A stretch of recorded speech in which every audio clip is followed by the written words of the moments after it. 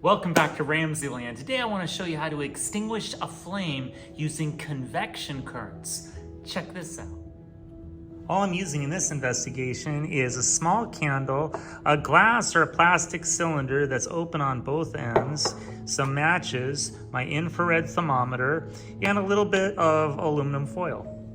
The first step is to tear off a small piece of aluminum foil and fold it so it can slide halfway through the cylinder that you're using. So it divides the cylinder in half, like so. Remember that heat can transfer in three different ways: convection, conduction, and radiation. Convection is when heat moves through a liquid or a gas. So when I light this small candle, the gas coming off the wick is going to convect upwards. We know that heat wants to rise through a liquid or a gas. Now, if I cover the candle with this plastic cylinder, what's going to happen is all the heat is going to carry the air that's inside the cylinder along with the oxygen out through the top, and eventually there won't be enough oxygen inside the cylinder to fan the flame, and the flame will extinguish just from the convection current. Check it out. Watch the flame.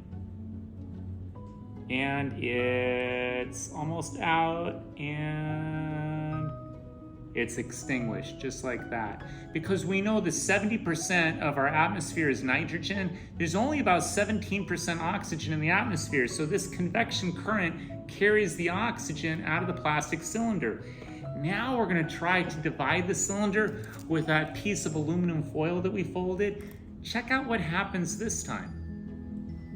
So I'm taking that piece of aluminum foil that I folded and I'm putting it into the cylinder, and I'm going to use this small shish kebab stick to kind of press it down a little bit and make sure that it's centered. So if I'm looking through the top, I want it to divide the cylinder right in half.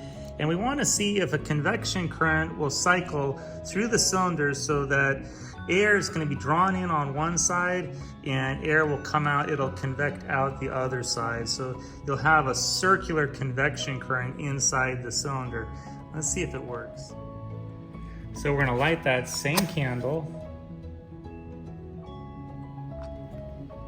And this time we're going to put the same cylinder over it, but with this aluminum foil divider going through the middle. Let's see if the flame goes out or if it keeps burning.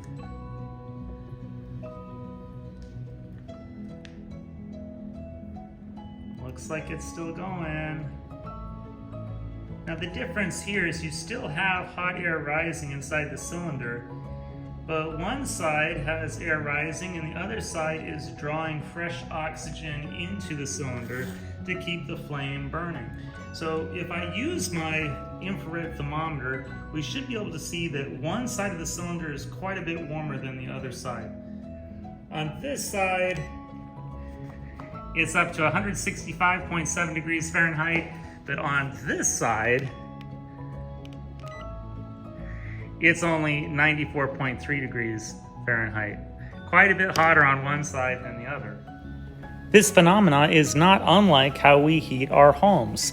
If you have a hot radiator on one side of a room, the heat rises and it circles throughout the room until cold air on the opposite wall starts to fall and it travels toward the hot radiator. And this circle of warm air rising and cool air falling is called a convection current.